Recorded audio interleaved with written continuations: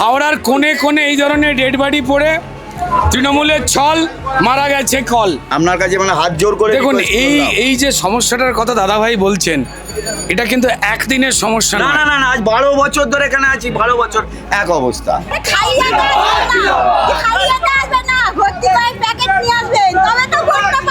একটু সাপোর্ট দেবেন সবাই। আচ্ছা বলুন তো, আমি এই ডিজে বাজিয়ে মানুষের আর্তনাদকে যে তৃণমূল চাপা দিতে চাইছে তাদের বলি যে আপনাদের বিশ্বাস করে যে মানুষজন ঠকে ভোট দিয়েছে, এই রোগ জীবাণু থেকে তৃণমূলের নেতাদের পরিবার আত্মীয় স্বজনরা আক্রান্ত হবেন না। নমস্কার, সাপোর্ট চাই দিদি, নাহলে ট্রেন পার্ক থেকে বেরোতে পারবো না সবাই।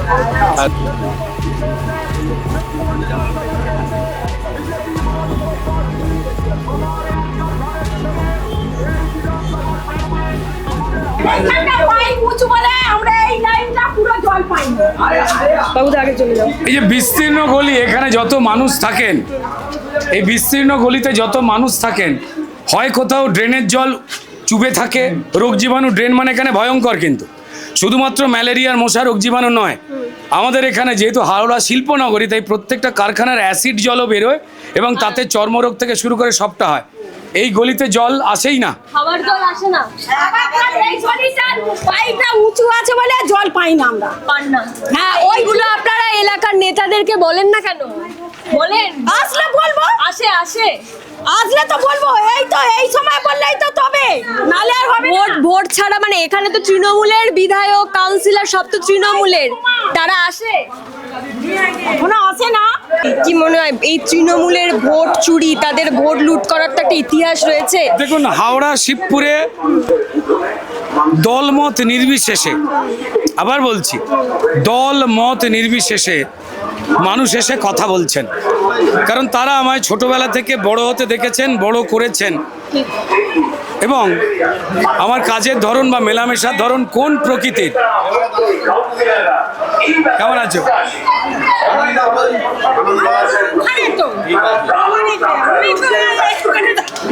তোমাদের আশীর্বাদ চাই। আমাদের আশীর্বাদ চাই, আমি এখন খেতে পাইনি, করতে পারিনি। দিদি বার্ধক্য ভাতা দেয়, 1000 টাকা, সেটা বেড়ে এবার আমরা 2000 টাকা করছি, আর মহিলাদের যে ভাতাটা 1500 টাকা ছিল মা বোনেদের, সেটা 3000 টাকা হচ্ছে, আর যুবকদেরটাও ডবল হয়ে যাচ্ছে। ঠিক আছে, ভালো থেকো তুমি দিদি। আসছি। এই যে অস্বাস্থ্যকর পরিবেশ, কর্পোরেশন এরিয়ার এই হাল, এটা ভাবা যায়?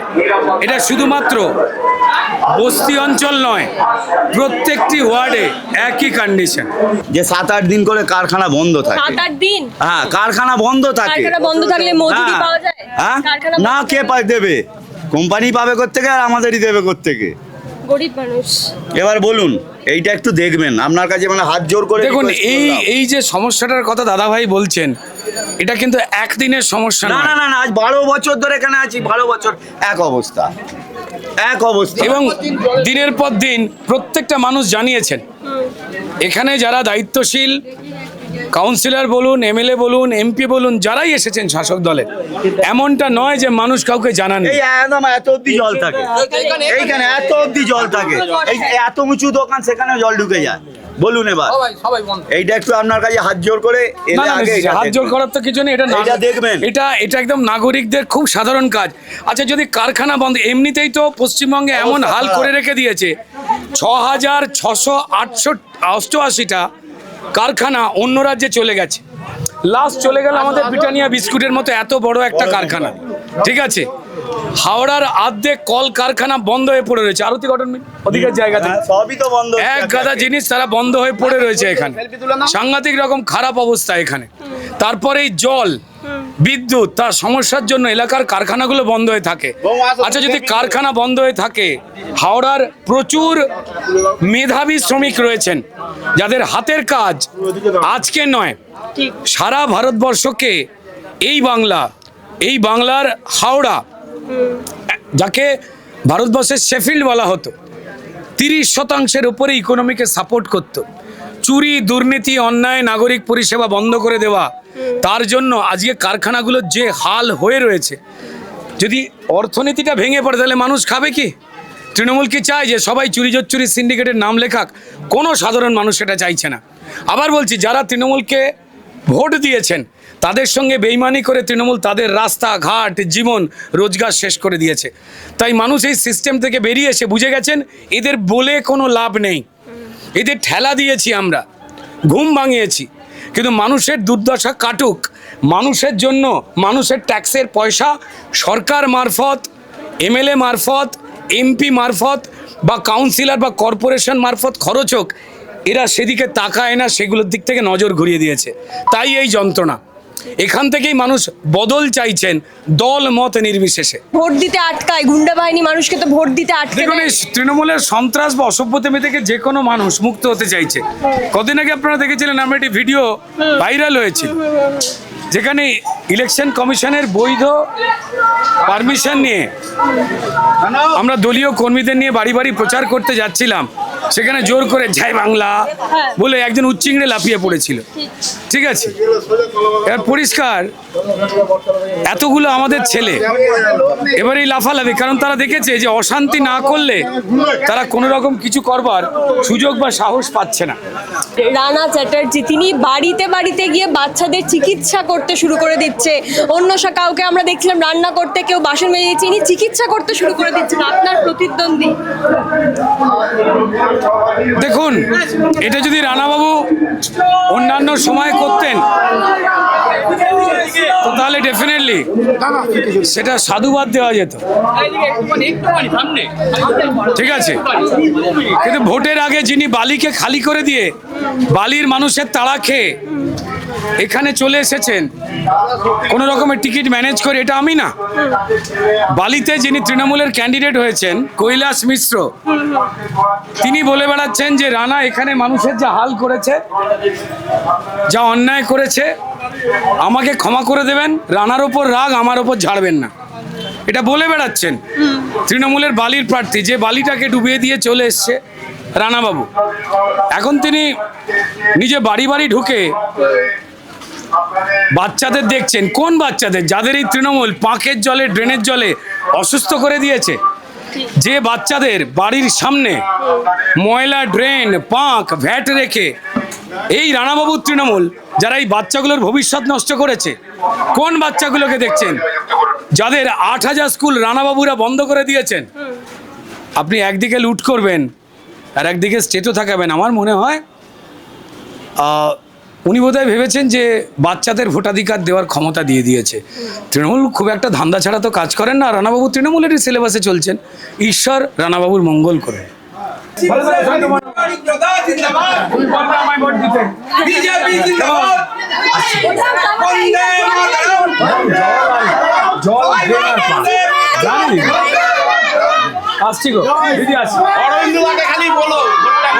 মানুষ বিক্ষুব্ধ তৃণমূলের প্রতি।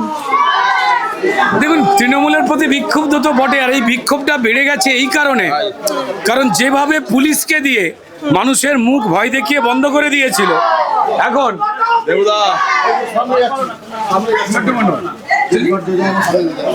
এবার পুলিশকে নিয়ন্ত্রণ নির্বাচন কমিশন নিরপেক্ষভাবে করছে, ফলত পুলিশ নিরপেক্ষ হয়ে গেছে। আর পুলিশও কিন্তু, আসছি দিদি সাপোর্ট দিও, পুলিশও কিন্তু এই অন্যায় অপরাধ করতে চায় না। যাদের সঙ্গে সর্বনাশ হলো তাদেরকেই অত্যাচার করে পুলিশকে দিয়ে। এরা এই পরিবেশ থেকে সব মানুষ বেরিয়ে আসতে চাইছে। ঠিক আছে, সাপোর্ট দিও, তোমরা যোগাযোগ ছিল কেমন?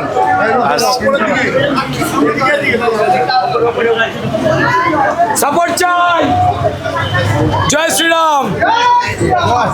তৃণমূলের ক্যান্ডিডেট রানা চ্যাটার্জি তিনি তো ডিজে বাজিয়ে নৃত্যশিল্পী দিয়ে প্রচার করছে। আপনার প্রচারে শুধু একটা টোটো আর মাইক। দেখুন, প্রথম হচ্ছে যে তৃণমূল ভাড়ায় চলছে, রাস্তাটা ক্রস করেনি। তারা এক গাদা লোক এনেছে বাইরে থেকে, প্রচুর টাকা, চুরি, তাদের কোনো অসুবিধে নেই। তো তারা ভাড়াটে লোক নিয়ে চলছে। ডিজে ফিজে এমনি তৃণমূল মানুষের জীবনকে ডিজে বাড়ি বাজিয়ে দিয়ে ডুবিয়ে দিয়েছে। ওদের আনন্দ ফুর্তির সময়, ওরা করুক, মানুষ মরবে, ওদের আনন্দ হবে, ওরা ফুর্তি করবে, করুক। এলাকায় কাজবাজ আছে? না, কাজ নেই। নেই। মানুষ যখন জিজ্ঞেস করছেন যে চাকরি নেই কেন, তখন তৃণমূল উত্তর দিতে পারছে না। মানুষ যখন বলছেন যে মহিলা নিরাপত্তা নেই কেন, তখন তৃণমূল উত্তর দিতে পারছে না। যখন মানুষ বলছেন এই ড্রেন, পাঁক, ভ্যাট, রোগ জীবাণু, জল নেই, জল থাকলেও সাংঘাতিক দুরবস্থা, তখন তৃণমূল উত্তর দিতে পারছে না।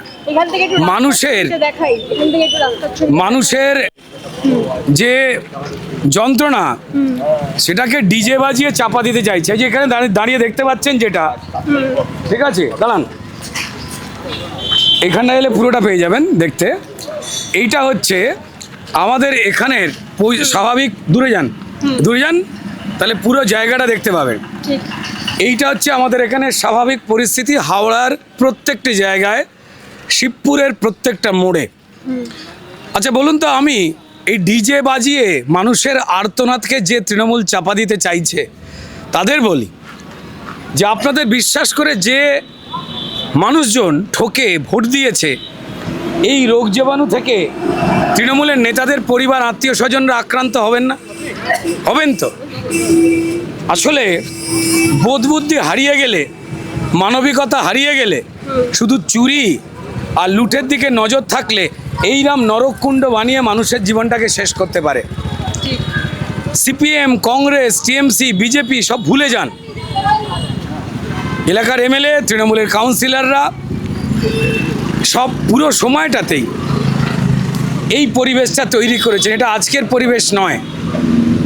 জল জমে যাওয়া, জলাশয় অবৈধভাবে বোঝানো, অবৈধ প্রমোটিং, এটা আজকের নয়।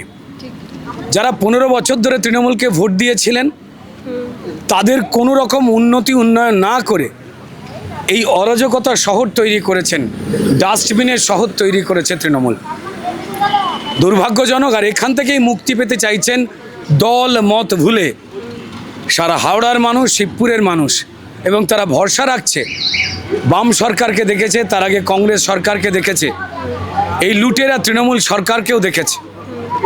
তারপর তারা ভরসা রাখছে ভারতবর্ষের 28টি রাজ্যে রক্তপাত, লুটহীন ভোটে, যেখানে 20টি রাজ্যের হিন্দু মুসলমান সবাই মিলে যে ভারতীয় জনতা পার্টির সরকার গড়েছে, এখানেও তারা সেই সরকার গড়তে চাইছে। মানুষ প্রতীক্ষায় রয়েছেন। সব দল মতের মানুষ, পথের মানুষ কথা বলছেন, শুভেচ্ছা জানাচ্ছেন, আশীর্বাদ জানাচ্ছেন। এটা ভারতীয় জনতা পার্টির লড়াই নয় শুধুমাত্র, এটা নাগরিক অধিকার, নাগরিক সম্মান ফিরে পেতে চাওয়া সমগ্র পশ্চিমবঙ্গের, সমগ্র হাওড়ার, সমগ্র শিবপুরবাসীর লড়াই। এই 26-এর নির্বাচন, লুটেরাদের বিসর্জন। দাদা, আর একটা শেষ বিষয় যেটা আমি আপনাদের এখানকারই এলাকাবাসীর থেকেই বলতে পারেন, আমি শুনলাম যে প্রচারে টোটো যদি কেউ না নিয়ে যেতে চান তাদেরকে থ্রেট দেওয়া হচ্ছে, হুমকি দেওয়া হচ্ছে, 3 দিনের জন্য সাসপেন্ড করে দেওয়া। দেখুন, তৃণমূলের সভাতে লোক হচ্ছে না, ভাড়াটে লোক নিয়ে প্রার্থী ঘুরছেন, বাইরের লোক নিয়ে আসছেন। সবথেকে বড় কথা, এই যে টোটো যারা চালান তাদের মধ্যে প্রচুর শিক্ষিত বেকার রয়েছেন, প্রচুর। তাদের থেকে টোটো চালাবার বিনিময়ে রেগুলার টাকার একটা কাটমানি তারা নেন। এই শিক্ষিত বেকার যাদের হাতে আজকে টোটো স্টিয়ারিং বসেছে, তারা যন্ত্রণায় রয়েছেন, তাদের পরিবার যন্ত্রণায় রয়েছে। এবং সবথেকে বড় কথা, তাদের থ্রেট দেওয়া হয় তৃণমূলের সভায় লোক না হলে এই টোটো চালকদের ওখানে যেতেই হবে। এই নিয়ে তারা চিঠিও লিখেছিলেন যে যদি না যান আপনাদের টোটো চালানো বন্ধ করে দেব। তাতে দমে যাননি আমার হাওড়ার, শিবপুরের টোটো চালক ভাইরা। তারা পরিষ্কার বলেছেন 2 দিন খাবার বন্ধ করে দিন।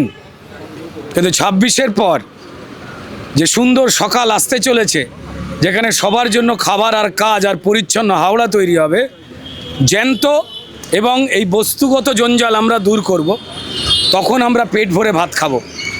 লুট আর কেউ করতে পারবে না। তৃণমূলের এই থ্রেট, তৃণমূলের এই লুট, তৃণমূলের এই অসভ্যতামি, আমাদের পোস্টার ছিঁড়ে দেওয়া, ব্যানার ছিঁড়ে দেওয়া, থ্রেট দেওয়া কর্মীদের, এ চলছেই। এখান থেকেই মুক্ত হতে চাইছেন শিবপুরের সমগ্র মানুষ, কারণ তারা পুরো এই যন্ত্রণাটা সহ্য করেন। তারা 26-এর প্রতীক্ষায় রয়েছেন। ধন্যবাদ দাদা।